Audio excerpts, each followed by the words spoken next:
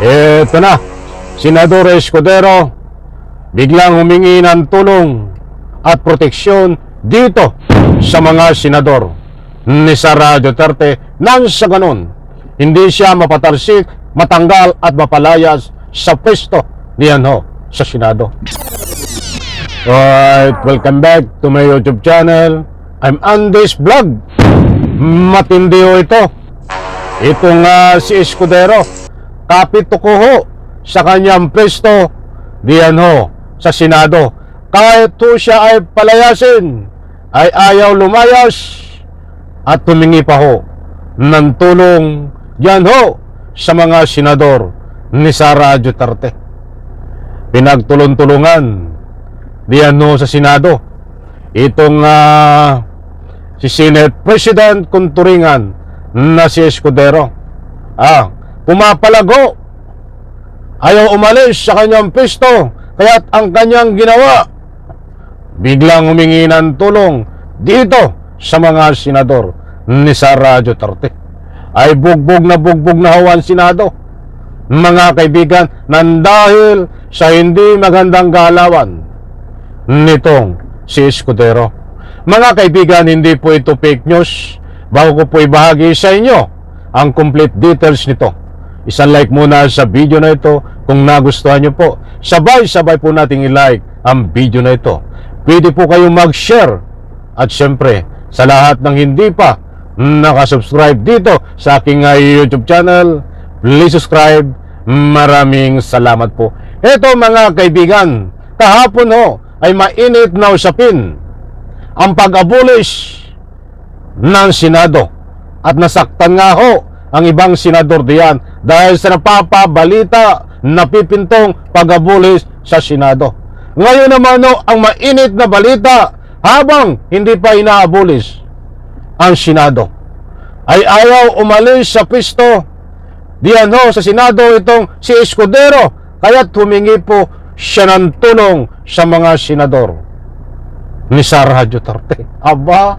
Ay siyempre humingi rin ito ng tulong kay Sara Duterte para proteksyonan siya. Mga kaibigan, ito shout out po sa lahat. Nako, ay mainit-init pa.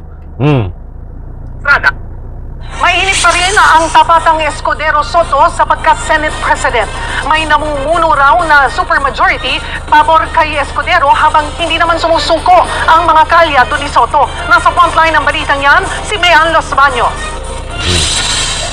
Hindi lang basta majority, kundi posible raw umabot sa supermajority ang sumusuporta kay Senate President Chis Escudero. Ayon kay Senate President Pro Tempore Jinggoy Estrada na Anak ng katakot-takot, talagang ang lakas ng hangin, di ba? Hindi lang majority ang sumusuporta dito kay Escudero, bagkus super majority pa. Ay talagang kahit anong gawin dito kay Escudero, ay ayaw lumayas diyan sa kanyang pwesto bilang ama ng Senado. Datapwat sa puntong ito ay gumawa siya ng tactical strategy para maproteksyonan siya. Ano ang proteksyon na binigay ngayon dito kay Escudero ng kampo ni Sara Duterte dito sa tinatawag na mga senador ni Sara Duterte? Kilalang kilala nyo yan, mga senador ni Sara Duterte. Dapat yan ay senador ng Republika ng Pilipinas. Datapwat sa puntong ito ay tinawag ni senador ni Sara Duterte dahil ang pinaglilingkuran instead sa halip ay Republika ng Pilipinas, ay ang pinaglingkuran ay si Sara Duterte. Dapat yun na lang kayo humingi na sweldo kay Sara Duterte, hindi sa tax ng taong bayan. Mahiya naman kayo. Ito pa. patunayan yan sa pinaikot na resolusyon bilang pagsuporta sa liderato ni Escudero. We have enough numbers, more than 13 I suppose, and I think Senate President Chis Escudero is already secured of having his next term as Senate President. Ganyan-ganyan din ang sinabi kamakailan nila Senators Joel Villanueva at Alan Peter Cayetano. Suportado rin nila si Escudero. Sagot naman dyan ni Senator Mig Zubiri na si Senator Tito Soto ang gusto maging Senate President. Hey, Diwaw, Congratulations, magka ganun. Anything can still happen. Gusto sana namin protektahan ang integridad ng Senado. Maawa na kayo, bugbog ng Senado. Bugbog sa matang tao, bugbog ng Senado. So,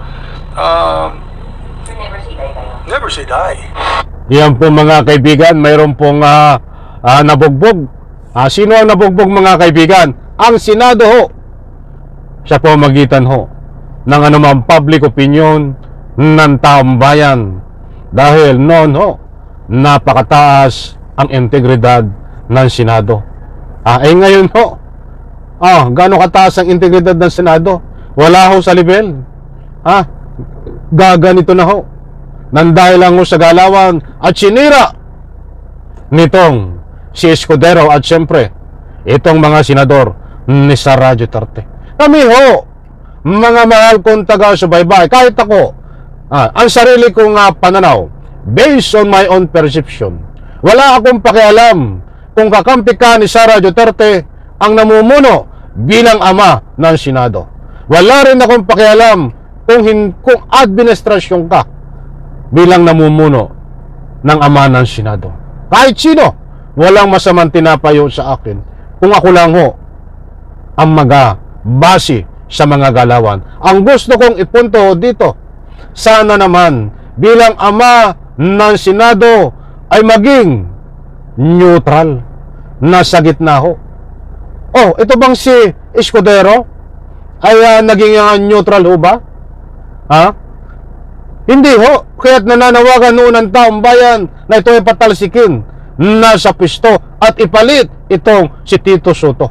At ganyan din ho ang panawagan ng mga ilang senador na kung maaari ay palitan na at umalis na sa pisto itong si Escudero. Ba't ang ginawa naman ho ni Escudero ay humingi ng tulong dito ho sa mga senador ni Sara Duterte upang protektahan siya sa pamamagitan na iboto siya muli at iluklok bilang ama ng Senado.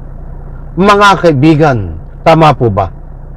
Kahit sinong pumisto, kahit sinong pumisto na ama ng Senado, ba't inuulit ko? Dapat ang pinagsisilbihan kung ama ka ng Senado ay ang taong bayan, hindi nakakiling kay Sara Duterte. Apektado po lahat kapag ganyan ang galawan ng isang ama ng Senado katulad nitong si Escudero.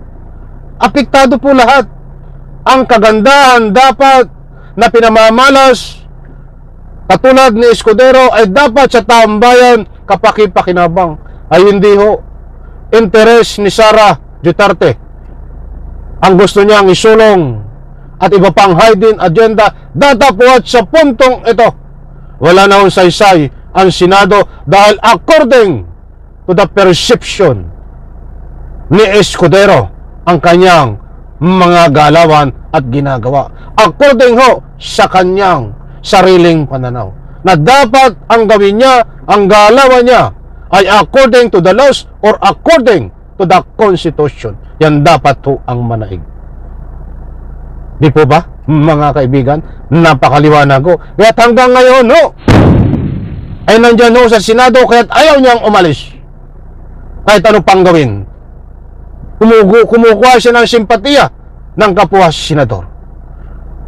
Kaya't mga kaibigan, hindi po natin alam, pagdating ho ng ilang araw, patuloy ho nitong i-dismiss ang impeachment laban ho kay Sara Duterte kapalit ng pagtulong sa kanya ng mga senador ni Sara Duterte na i-dismiss, na iboto siya at iluklok sa pwesto. Abangan po natin ito, importante po, mahalaga ang inyong public opinion. Isang like ko sa video na ito, kinulang tayo sa oras. Maraming salamat, bye-bye.